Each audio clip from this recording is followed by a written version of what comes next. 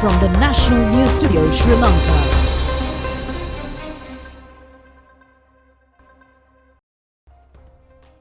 A pleasant evening and a warm welcome to the National News. We are coming to you live from the National News Studio of Rupavahini.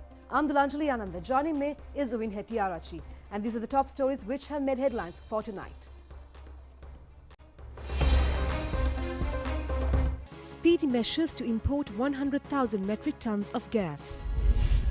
A group of Samagikanta Balavega engages in a protest near the Prime Minister's residence.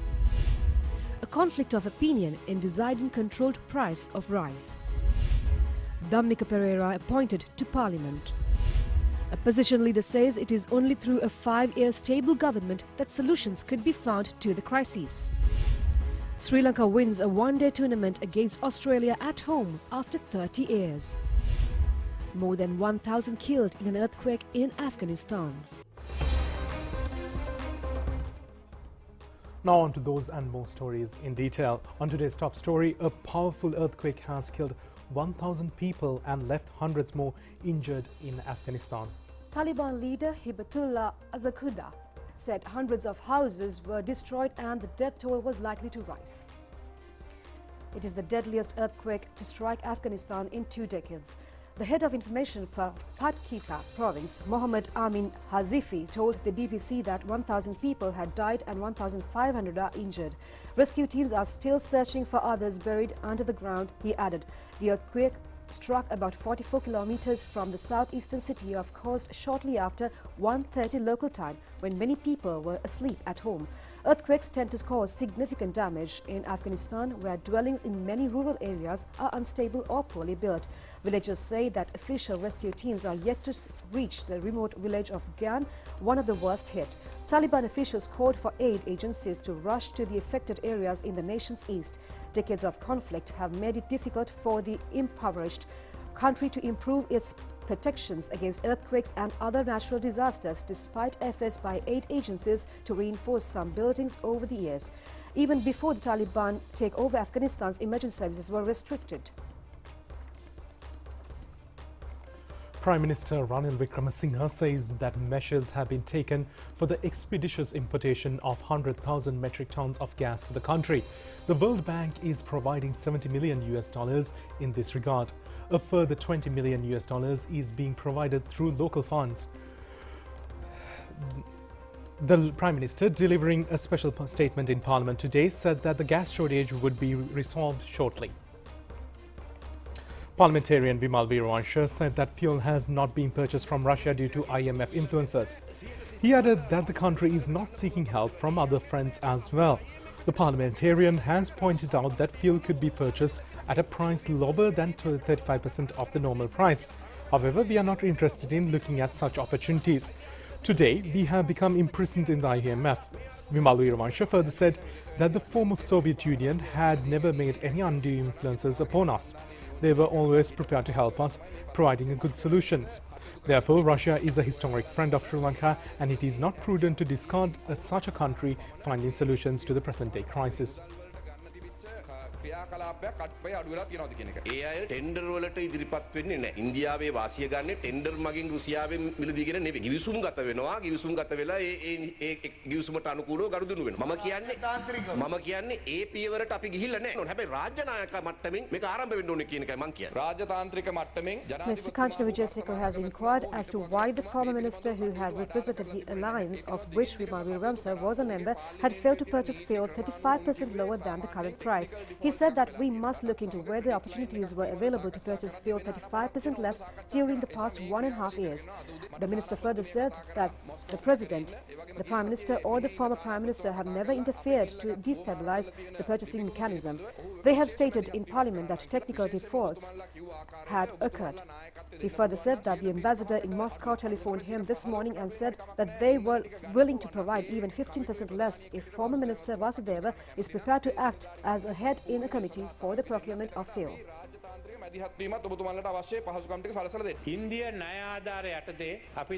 Prime Minister Ranil Wickremesinghe said that they have up to now purchased fuel on a credit line amounting to $4 billion from India. He added that Sri Lanka is continuing to request loan assistance from India, but they are not being able to accede to our requests continuously. He further said that Sri Lanka should have a methodology to repay its debt. The Premier said the most protective method this time ahead is to conduct talks with the IMF. The reason being, no country would give loans to Sri Lanka without an IMF guarantee. He further said that they have never discussed with any others over Russia or the Ukraine or the Russian-Ukraine war. Sri Lanka is only trying to lessen its difficulties. It has been able to bring down poverty cut to a minimum level using $70 million aid from the World Bank. $20 million of Sri Lankan funds have also been utilized in this connection. Prime Minister added that the steps have been taken to import 100,000 metric tons of gas. He added that the gas shortage would be able to be resolved completely with the receipt of such stocks. The Prime Minister has called on the general public to consume fuel sparingly. He further said that the Samaj Jana Bala Vegaya and the National People's Power have also come into a common stand to boycott the parliament. He added that the solutions are more important than criticism and requested them to present if they have solutions. The opposition in parliament is like an alternative government, therefore they should have an alternative program. Today the parliament is being adjourned. He requested that those who criticize the government to submit their proposals on Friday.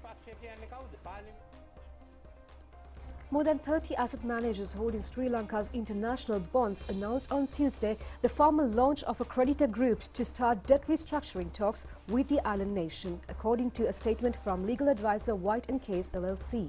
Meanwhile, Sri Lanka was sued in the US by bondholder after the South Asian nation defaulted on its debt for the first time in history while struggling to stop an economic meltdown. Hamilton Reserve Bank Limited, which holds more than $250 million of Sri Lanka's 5.875% international sovereign bonds due to July 25th, filed the suit Tuesday in a New York federal court seeking full payment of principal and interest. Hamilton Reserve, based in St. Kitts in Nevis, said in the lawsuit that the default is being orchestrated by officials at the highest levels of government, including the ruling Rajapaksa family, and accused Sri Lanka of excluding bonds held by domestic banks and other interested parties from an announced debt restructuring. A group of Sri Lanka's largest creditors, including Pacific Investment Management Corporation, T. Rowe Price Group Incorporated and BlackRock Incorporated, has been set up, and restructuring talks are expected to start soon, Bloomberg reported, citing people familiar with the arrangement who sued Sri Lanka for defaulting on payments to them. From what we have seen in Bloomberg, they are making allegations that some parties are being treated preferentially and that parties in Sri Lanka are being paid their dues, whilst this bank, which says that they over $250 million US due to them on the bonds, has sued Sri Lanka. What steps is the government going to take for parties such as this? We know that when you default, they will sue. What are the steps that are being taken to meet these claims? As far as the IMF issue is concerned, firstly the staff, I think the IMF staff is going to meet you all and get your views. In regard to the staff level agreement, that is not presented. I mean, they take it with them and present it to the board. But I can brief this House on what has been discussed. We don't sign it like that. It's a staff level agreement is a part of the process. It's only the board. But we can certainly keep you informed of that. Then, I'll let you know. For fuel lease, I think the exporters are allowed access to the bunkering fuel. I'll have to ask the rest. It's a question of, are we going to lose on our foreign exchange by allowing them to import? Thirdly, I will look into what you have said about the local banks being, but there is an issue that we are all looking at the local banks, both government and private, because this is one of the biggest problems that we have to face. Dhammika Perera was sworn in as Member of Parliament before Speaker Mahinda Abeyewardena in Parliament today. He was appointed to the National List MP post fell vacant due to the resignation of Sri Lanka Podujana Peramuna parliamentarian Basil Rajapaksa. Dhammika Perera was born in Maggona Payagala in 1967 and received education at the Takshila College in Horana. He had later on engaged in higher education at the Moratuwa University. Dhammika Perera is the owner of many investments in foreign countries and is also in charge of many private companies in Sri Lanka.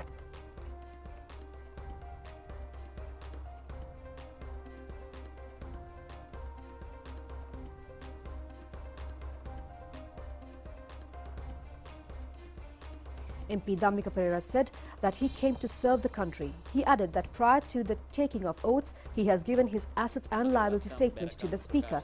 Dhammika Perera further said that he has also given his tax clearance certificate. He also said that he believes that he would be able to fulfill his task of finding solutions to the present-day problems. Minister Kanchana Wijesekara says that $34 million have been paid for the purchasing of further consignment of crude oil and furnace oil. He made these remarks issuing a Twitter message. The imported stocks are to be used in the power generation and on industrial use. The minister further says that until a return of the Noracholi power station to the national grid, the daily power cut will be maintained at this level at 2.5 hours. Kulapana filling station in Horana has not received fuel for several days. These scenes depict how people spent last night in queues.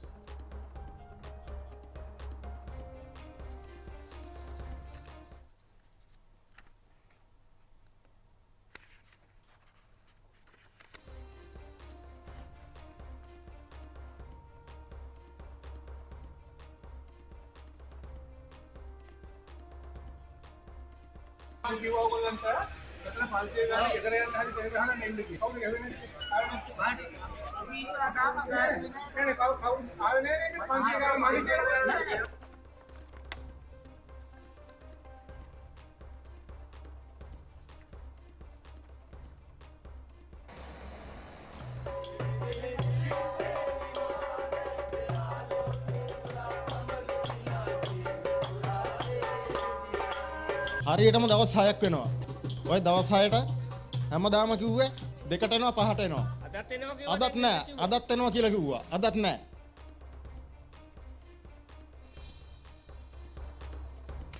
Owner of an IOC fueling station in Ampara has taken measures to provide a midday meal to people stranded in queues for several days.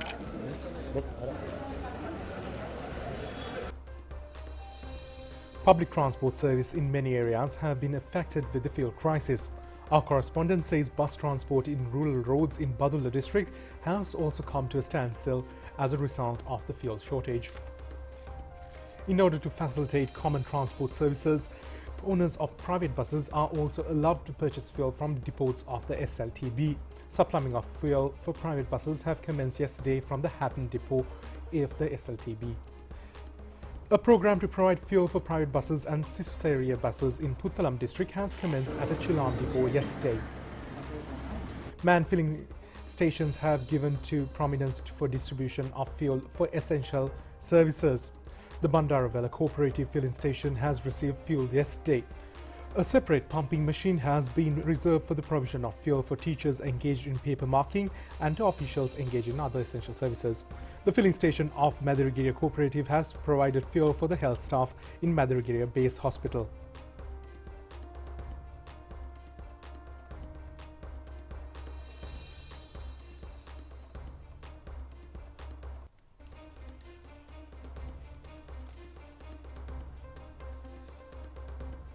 A circular relating to the providing of government officials obtaining no paid leave in local and foreign engagements was released today.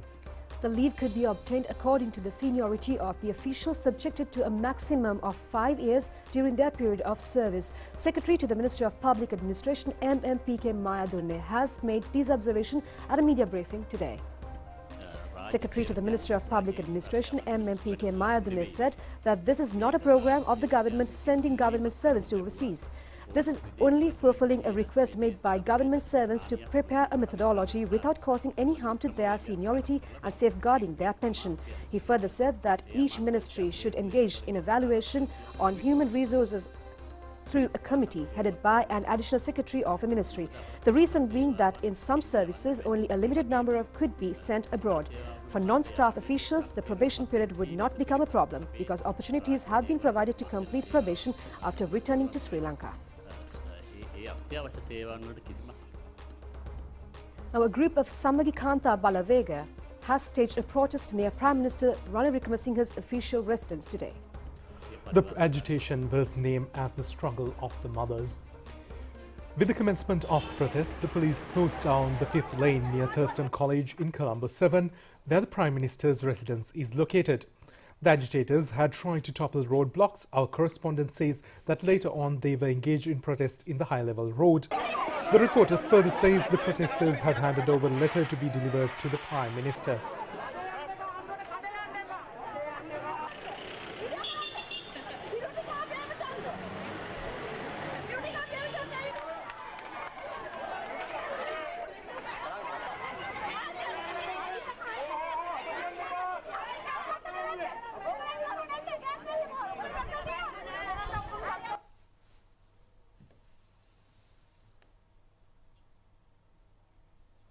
A conflict of opinion between small and medium-scale rice mill owners has come into surface at a media briefing held in Colombo today.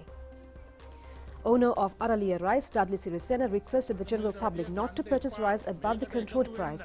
The people have fallen into the level of not being purchased even 1 kilo of rice. He added that hired labourers who spend their time in fuel and gas queues are unable to earn even their daily wages. Owner of New Ratnas Rice, Lankeshwara Mitrapala, said that they must have saved the farmer. He added that the price of a bag of fertilizer has increased from 40 to 45,000 rupees. He also said that in order to send the farmer back to the field, the government should at this moment forget about the guaranteed price and give a special price for the farmer. President Gotabaya Rajapaksa has conducted talks with the ambassadors of countries in the Southeast Asian zone at the President's office in Fort today. The President has extended his gratitude to the South Asian Eastern countries for the cooperation being extended to resolve the Sri Lanka's present economic crisis. He has also enlightened the heads of the relevant diplomatic missions on the issue of promoting several sectors based on geographical closeness of the countries with Sri Lanka. The topics of the discussion have centered on the development of tourism industry, investment opportunities, reusation of the agricultural industry and the enhancement of the educational cooperation. The participants have also dealt in depth about the ways of increasing exports from Sri Lanka to the Southeast Asian countries. The diplomatic representatives included ambassadors of Myanmar, Malaysian High Commissioner, Vietnamese Ambassador, Envoy of Thailand, Indonesian Ambassador, and the Chief of Presidential Staff Anura Dissanayake and Admiral Jayanath Columbage. The history of Sri Lankan cricket dates back to 1975. Since then, Sri Lankan cricket team have secured victories as well as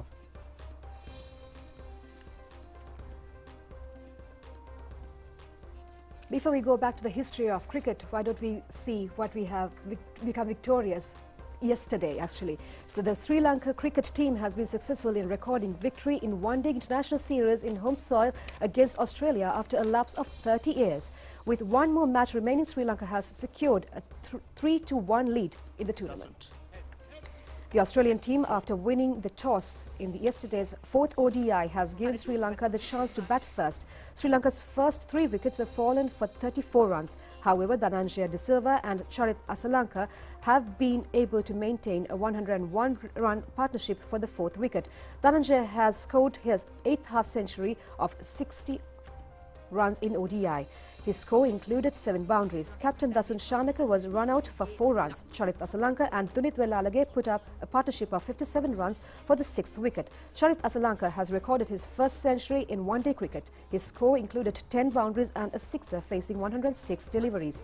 The Sri Lanka team amassed 258 runs in 49 overs. The successful Australian bowlers Matthew Kuhneman and Mitchell Marsh shared 2 wickets each.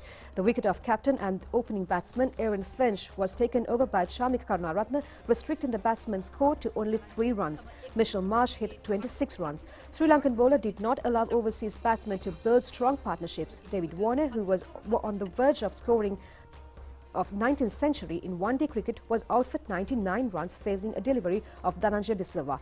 The Australian team was required to score 25 runs in the final 2 overs. Shamika Karunaratne gave only 6 runs only in the 49th over. In the final over, the overseas were faced with the task of scoring 19 runs but managed to score only 14 runs. Shamika Karunaratne, Dhananjaya De Silva and Jeffrey van der Sey took 2 wickets each. Sri Lanka has secured the thrilling 4-run victory and won a series against Australia since 1992. Man of the match was century maker Charit Asalanka. The final ODI is scheduled to be worked out at R. Premadas Stadium on next Friday.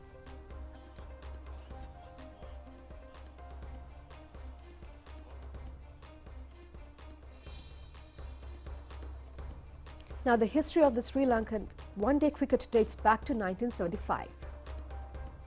Since then, Sri Lankan cricket team have secured victories as well as suffered defeats in many encounters. The Sri Lankan team, comprised of youth cricketers, has once again devoted itself to the victorious path. The golden year of Sri Lankan one-day cricket is regarded as the year 1996, when Sri Lankan team headed by Arjuna Rantunga won the cricket crown, focusing attention of the cricket world on Sri Lanka. In the finals of this tournament, the Sri Lankan team beat Australia. The opening batsman combination of Ramesh Karuwitharna and Sanath Jayasuriya, coupled with marvellous batting display of Aravinda De Silva and a superb bowling performance of Muthaiya Muralidharan, had enabled Sri Lanka to reach the top in the world cricket. Sri Lanka has since then won 2 occasions and reached the finals of the one-day World Cup cricket tournaments. The Sri Lankan team, headed by Mahela Jayawardene, became runners-up in 2007 World Cup after being beaten by Australia. The Sri Lanka once again had become eligible for the finals after 4 years in 2011. In that year, Sri Lankan team captained by Kumara Sangakkara entered the finals with India but lost by 6 wickets. In the 2015 World Cup tournament, the Sri team was eliminated in the quarter-finals round, and in the year 2019 was eliminated in the preliminary round. Yet Sri Lanka has gradually regained its status. Sri Lanka has in several instances won the Asian cricket crown, and Sri Lanka became Asian cricket champions in 1997, 2004 and 2008. Sri Lanka won the Asian title for the last time in 2013 when the team captain was captained by Angelo Matthews. But Sri Lanka has been passing a challenging period for several years. In the year 2016, Sri Lanka engaged in 19 ODIs, but only managed to secure victory in 6 of them. In the year 2017, the team competed in 29 matches and tasted success only in 5 instances. In the year 2018, Sri Lanka participated in 17 matches but had to be satisfied with only 6 victories. In the year 2019, Sri Lanka competed in 21 matches and recording victories only in 7 of them. The year 2020 was a complete collapse of cricket as the COVID pandemic had prevailed, prevented conducting of any international matches. In 3 of the other forms of matches Sri Lanka had participated in that year ended with Sri Lanka winning all of them. The attempts of Sri Lankan team to experiment with the deployment of many players during this period had not been productive. 9 newcomers were given opportunities to steer the one-day team since the year 2016. These efforts are now borne successful results. The captaincy was handed over to the present skipper Dasun Shanaka in 2021. Up to now, he has led the side in 13 matches and brought victory in 8 of them. The tremendous support extended by Sri Lankan cricket fans also enabled the team to elevate itself to a victorious mentality despite some painful setbacks. The wish of all cricket lovers in Sri Lanka is being able to secure similar victories in Sri Lankan cricket in times ahead.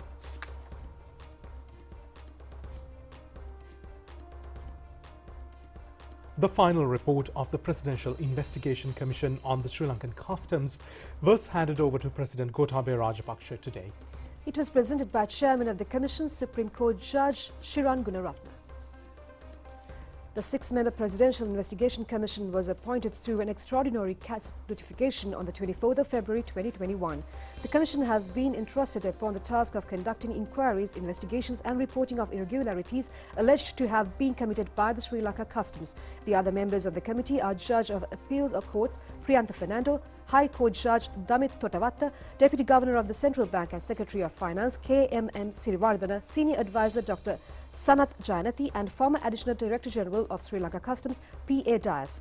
The committee was reported to have received information from numerous sectors including custom officials, custom trade unions, officials in the state and private sectors, service recipients and the general public over a period of nearly 1 year. The final report is comprised of 530 pages with 117 recommendations. The President has instructed on this occasion to direct the report along with recommendations speedily to Parliament. Other members of the Commission and officials who were present on the occasion of the presentation of the report were Appeals Court Judge Priyantha Fernando, High Court Judge Damit Totavatta, Director General of Customs Major General Vichita Ravipriya, President's Secretary Gamini Senarath and President's Chief Advisor Lalit Veeratunga. Now, opposition leader Sajith Premadasa says only a stable government that could function for 5 years is able to resolve the existing economic crisis. He made this observation at a discussion with representatives of the education sector at the opposition leader's office today. The opposition leader, Sajith Premadasa, said that at a time when 22 million people are undergoing extreme difficulties, the ruling party is engaged in a massive robbery to destroy the country. He added that the way to stop this is to have a new people's mandate. He also added that problems could not be resolved at once and they should be dealt with according to a 5-year plan in the tenure of a government. මාස 7-8කින් 10කින් 11කින් 12 මේ රටේ ප්‍රශ්න එකවරම විසඳන්නට බෑ. අඛණ්ඩ 5 අවුරුදු පාලන කාලයක් තුළ කෙටි මධ්‍යම දීර්ඝ කාලීන සැලසුම් ඔස්සේ අපිට පුළුවන්. Samajana Balavegia parliamentarian Iram Vikramratne has requested to implement the 21st constitutional amendment presented by parliamentarian Rajit Bandara.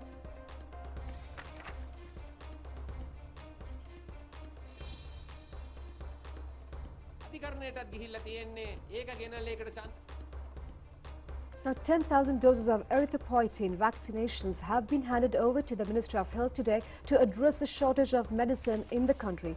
This donation was made after a request made by the Sri Lankan government from Royal Thai Embassy. The value of the donation is at 40 million rupees. This donation was procured and financed by Siam City Cement Public Limited, NC Cement Sri Lanka's parent company, in response to an urgent request by the Ministry of Health on the need to treat anemia in patients suffering from chronic kidney disease, a highly prevalent condition in rural areas of the country. The handover was graced by a group of dignitaries, including the Director General of Health Services of the Ministry of Health, Dr. Aseli Gunawardena, Mr. Poj Hanpol, Ambassador of Thailand to Sri Lanka and Chairman and CEO of NC Cement, Nandana Ekanayaka.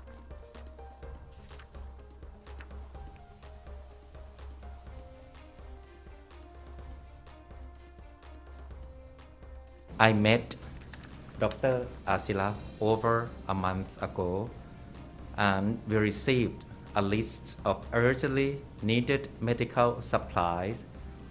So we responded, we sent that list to Thailand, to our capital, and at the same time, like Mr. Nanda has mentioned, we took initiative to contact the INSEE, which is the well-established company here in Sri Lanka.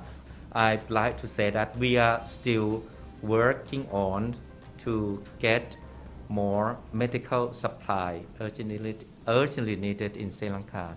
There would be more to come. This is the stimulus would be one of the first batches to come. The people are seen showing great interest these days to engage in agriculture as a remedy to face the anticipated food crisis.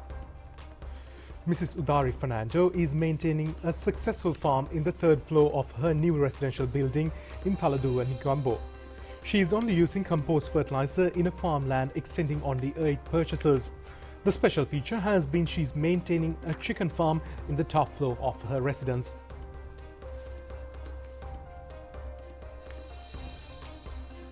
A success story of another female farmer is using only organic fertilizer in her cultivation has been reported from Nugatalavala. Ms. Chandani Kumari is engaged in growing many vegetables and fruit crops. Young farmer in Nelumdeniya Kuruvita is maintaining a plant nursery using only solid and liquid organic fertilizer. He has commenced a project to produce 100,000 cinnamon plants. The Agrarian Development Centre in Nagara Kalutara has conducted a program yesterday to educate general public on how to manufacture and preserve jackfruit-related products. Now, the convocation of the CCAS Institute was held at the BMICH in Colombo yesterday. More than 100 undergraduates took part in the event. Head of the CCAS Institute, NC Najimdeen, has presided over the event. Diplomas, basic and postgraduate degrees were presented on this occasion. The chief guest of the ceremony was Malaysian High Commissioner in Sri Lanka, Abdul Kafur.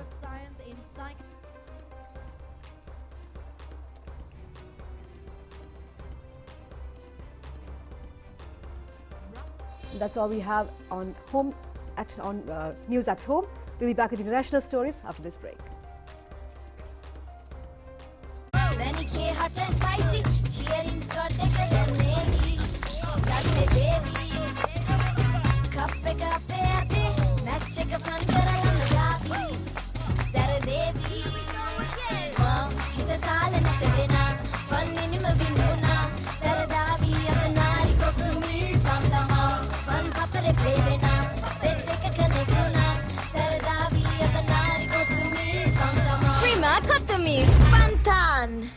අසීමාන්තික බලාපොරොත්තු කාලයත් සමග මියදෙන්නට නොදී සීනුවනින් යුතුව අලුත් ගමනකට සැරසෙන තාරුණ්‍යයේ පෙර ගමන සවිමත් කරන්නට NB අපි සූදානම්. මේ අසීරුම කාල සීමාවේදීත් 140ක වට්ටමක් අප ඔබට ලබා දෙන්නෙමු. NB Luxury Designer Wear Hotline 0777 125 000.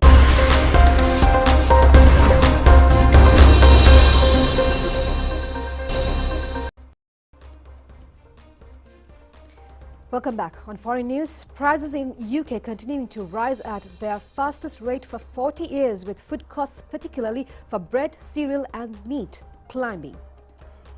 The Office for National Statistics say the UK inflation at a rate with the pie rise edged up to 9.1 more rather in the 12 months of May from 9% in April. Fuel and energy prices are the biggest drivers of inflation.